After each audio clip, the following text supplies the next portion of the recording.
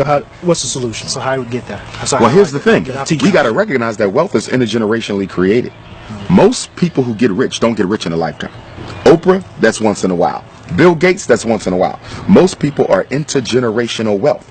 That means what? That if black people want to catch up, we have to start saving wealth and passing it to the next generation. Our biggest problem ain't that we're splurging. Is that every time we splurge, we're stealing from our descendants. You're giving them no inheritance to get started with.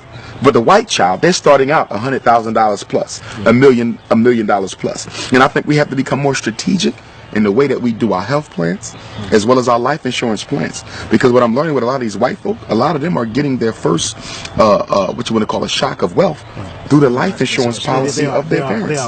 We talk about that too. Yeah, so life insurance policy. Yeah. So there's so many different strategies towards wealth that we're not even thinking about because black people, our selfishness, it's also based on our, what you want to call it, emergency consciousness, survival instinct. We're only worrying about our life. We do not think about those who come after us. Now, you got to realize now, when we got out of slavery, white folks been already building wealth for a couple centuries. Right. We started behind the 8 ball.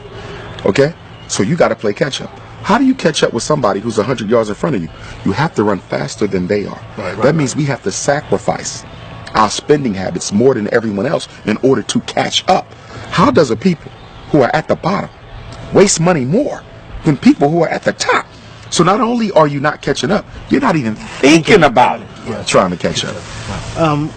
This is good, and we got 1,000 questions, and we know you got a flight. We appreciate the time. Thank you. No problem. One fat, meat, juicy point. What would it be before you go? I would say that we have to build our own schools. Everything we're talking about, the only way it becomes normalized, the only way it becomes a part of the collective black consciousness is if the children are raised with it as a group. Remember, all progress is group work. It's teamwork. That means we need all the children in Jackson to be taught the principles of financial empowerment. All the children of Jackson to be taught how to eat healthy. All the children of Jackson to understand what black family means and why it's so important. Until then, it's just a specialty. As we spoke earlier, diet being a specialty, wealth is a specialty. Think about it. If you're black and you're in the know about money and the laws of finance, you are a specialty. You are an eccentricity. You are an oddity. That's a problem. Because for white people, gaining wealth is a regular part of their everyday conversation. Even poor white people are regularly talking about wealth. Black people don't discuss wealth at all. We have to move it from the marginalized status it has and make it a mainstream topic of conversation. Is there an answer? I know you can't just drop a 2-second answer. No. Here's what I would say with the unity. Again, unity has to be incorporated into the collective consciousness, which means children have to be socialized to unite with one another. Remember, our kids are socialized to disunite. As a principal, right? I've had first graders, 6 and 7, talking about how black your skin is, how cheap your clothes is, how nappy your hair. You're 6. This your first year in school. How do you know all this? The parents. We are teaching our kids to be Negroes. So the only way you're going to undo that is to teach them to be Africans, which is why I want my school to be residential. Because I know sending them back to the same house that created the illness after school is going to undo everything I do from 8 to 3. You got the kids for 16 hours. I got them for 8. I can't win. Because the brain is the creature of repetition. Whoever gets to this the most will rule it.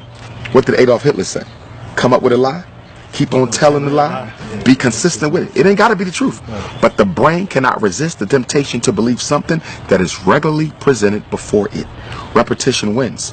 We give our kids the white folks for the first 18 years of their life, then we want to remake them into Africans for the rest of their life. That's ridiculous.